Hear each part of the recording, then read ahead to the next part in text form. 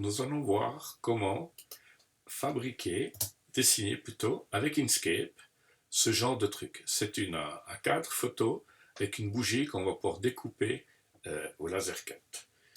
Je pars d'un cadre qui est vide. Je vais récupérer une photo sur Internet. Cette photo, je l'ai trouvée sur le site. Simplement, c'est qu'elle a un filigrane. C'est pas grave. Je fais une copie d'écran. J'ai fait une copie d'écran de cette photo et ça m'a donné ceci. Et après, avec ceci, on va pouvoir faire une vectorisation qu'on a là. Là, on l'a vectorisé et on l'a découpé. Alors, on va regarder ça avec Inkscape. Alors, je prends mon Inkscape, je fais importer l'image PNG que j'ai copiée avant. C'est celle-ci. Donc, ça, c'est une image bitmap. L'image bitmap, on ne peut pas la découper telle qu'elle au laser parce que c'est tout plein de petits points. Et surtout, il y a le filigrane, mais quand on veut l'agrandir, on aura des pixels, donc ça ne sera pas joli. Donc c'est pour ça qu'on va la vectorialiser. On va faire des vecteurs, une sorte d'équation mathématique. Donc on prend chemin, puis là on l'appelle vectoriser un objet matriciel. Voilà notre vectorisation. On voit qu'on a aussi vectorisé le filigrane. C'est embêtant, mais c'est pas grave. Il suffit simplement d'augmenter un peu le seuil, et comme ça on voit que le filigrane il a disparu. On fait appliquer. Je déplace mes trucs parce que j'en ai deux, hein. Un qui est bitmap et l'autre qui est vectorisé. On peut voir que le bitmap, lui, il a encore le filigrane vectorisé, il n'a plus le filigrane, mais si on veut être vraiment certain, on prend l'outil nœud qui est ici, et quand on sélectionne ça, on voit qu'il n'y a pas de nœud, le bitmap, mais quand on sélectionne le vecteur, on voit qu'on a plein de nœuds. Donc c'est celui-ci vraiment qu'on a envie d'avoir. Le bitmap, on n'a pas envie de l'avoir. On fait fichier exporter. Quand il va exporter les deux, c'est embêtant. Moi, je vais exporter seulement celui que j'ai sélectionné. Voilà. On n'oublie pas de dire où est-ce qu'on veut aller le mettre. Et on lui met, on va l'exporter en, en SVJ. Voilà. Donc ça, c'est un format de vecteur. On le sauve là-dedans, enregistrer, remplacer. Voilà. Maintenant, j'ouvre un nouveau document Inkscape, vide. Je fais importer.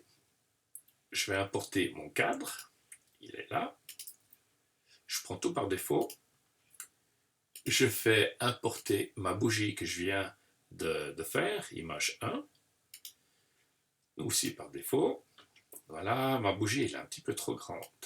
Alors je vais un peu la diminuer. Et puis je vais la positionner pour que je la mette soit là-dessus, soit en dessous. Je vais la mettre plutôt un peu en dessous. Et puis je vais la mettre centrée. Pourquoi je la mets en dessous? C'est pour ne pas avoir ce petit bout qui va m'embêter après au niveau du laser. Voilà, je l'ai positionné. Maintenant, on va essayer de faire... On voit que si on va découper ça, ça ne va pas jouer parce qu'il y a ça qui va arriver dans le cadre. Donc, il faut supprimer toute cette partie-là. Pour ça, on se met en mode de nouveau outil nœud. On sélectionne la bougie. On appuie sur la touche Shift et on sélectionne le cadre. Voilà, là, maintenant, on a le cadre et la bougie. Puis on va faire une différence entre ces deux objets. Donc on va dans chemin, et puis on dit différence. Et là, ça va faire la différence entre les deux objets. On ne va plus garder ce qui n'est pas différent. Ce qui est différent. Maintenant, ici, on ne la voit pas. Ça a disparu. Donc ça, c'est pas grave. On fait affichage, mode d'affichage, contour. Puis là, on voit qu'on a le contour. Sauf qu'on aimerait quand même bien voir notre image complètement. Donc on fait commande A ou CTRL A pour tout sélectionner. Et puis là, on va dans contour ici, puis on voit que c'est indéfini. On double-clique dedans. On choisit simplement de définir. On n'a pas besoin de choisir la couleur, simplement de définir. Et maintenant, si on revient en mode affichage normal, on voit que c'est bien défini, tout est propre. Et puis maintenant, je peux faire exporter. Cette fois-ci, j'exporte tout. Je vais prendre mon en SVG, voilà. Et puis je veux l'image 3, par exemple. L'image 3. Voilà. Si je vais regarder ce que j'ai, je vois bien que ici, j'ai mon image et j'ai mon truc. Et ce qui était vraiment pratique avec Inkscape, c'est qu'on arrive à faire cette découpe-là de manière totalement automatique. On n'a pas besoin de s'embêter, savoir qu'est-ce qu'on fait. Voilà, Inkscape, c'est vraiment un joli produit quand on sait l'utiliser.